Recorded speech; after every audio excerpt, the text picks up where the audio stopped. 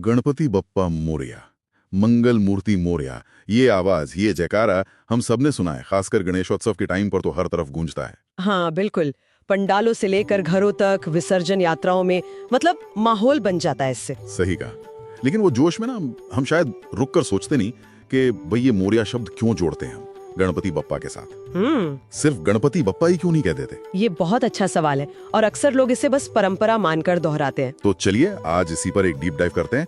हमारे पास जो जानकारी है, जो स्रोत हैं, उनके आधार पर समझने की कोशिश करते हैं कि इस जयकारे के पीछे का इतिहास, इसका मतलब, वो सब क्या है। बिल्कुल, कहानी काफी पुरानी है। हाँ, कहाँ ले जाती है ये कहानी हमें?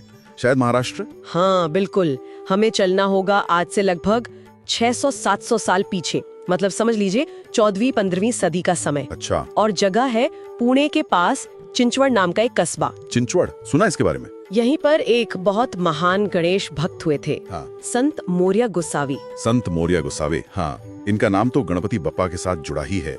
इनकी भक्ति के बारे में क्या खास बात थी?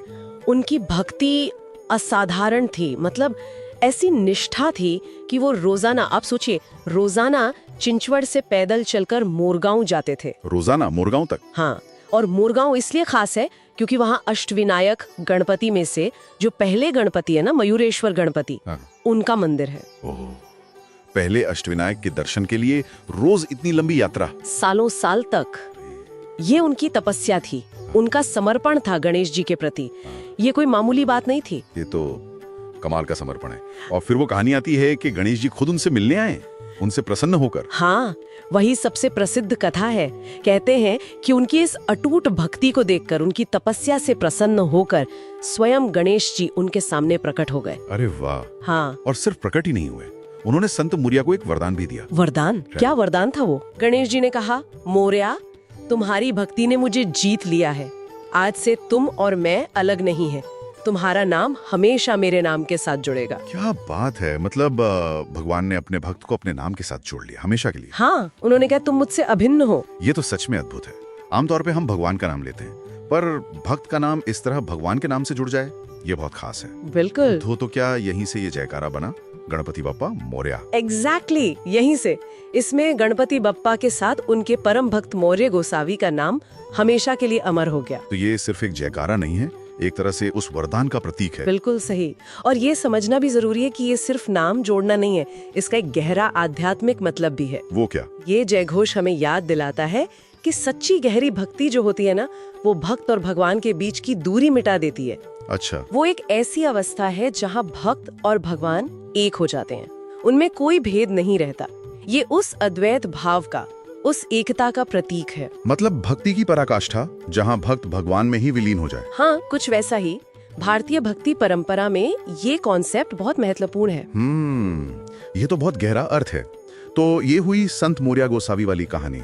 लेकिन मैंने सुना है कि मोरया शब्द की एक और व्याख्या भी हो सकती है, जिसका कनेक्शन शायद सीधे मोरगांव के गणपति से है। हाँ, वो दूसरी थ्योरी भी है और वो भी काफी लॉजिकल लगती है। अच्छा, वो क्या है?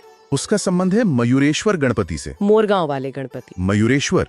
मयूर मतलब मोर। हाँ, संस्कृत में मयूर का मतलब मोर होता है, पीकॉक, और मोरगांव का नाम भी शायद इसी से जुड़ा है। ओके। तो कुछ मान्यताएं ऐसी हैं कि भगवान गणेश का एक वाहन, खासकर उनके मयूरेश्वर रूप का, मोर भी रहा है। अरे, हमने तो हमेशा चूहा ही सुना है वाहन के रूप में। हाँ, चूहा तो सबसे प्रसिद्ध है, मूषक, लेकिन कुछ जगहों पर खासकर मयूरेश्वर स्वरूप के साथ मोर का जिक्र भी आता है, इसीलिए उन्हें मयूरेश्वर कहा गया। अच्छा, तो फिर मोरया शब्द कैसे जुड़ा? तो ये संभव है कि मोरगांव, जो कि एक प्रमुख तीर्थ है अष्टविनायक का, वहाँ के भक्त अपने गणपति को प्यार से या जयकारे में मयूरेश्वर या उसी से जुड़ा हुआ शब्द मोरया कहकर पुकारते हों।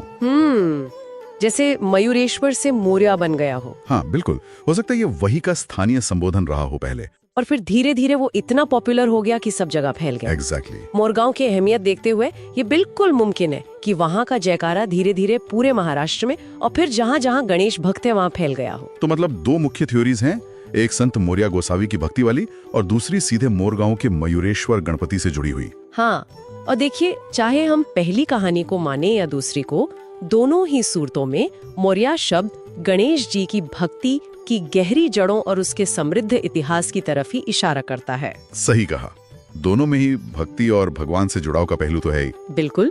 तो आज जब करोड़ों लोग एक सुर में चिल्लाते हैं गणपति बप्पा मोरया, तो उसमें सिर्फ एक त्योहार का जोश नहीं है। नहीं, उसमें सदियों की आस्था है।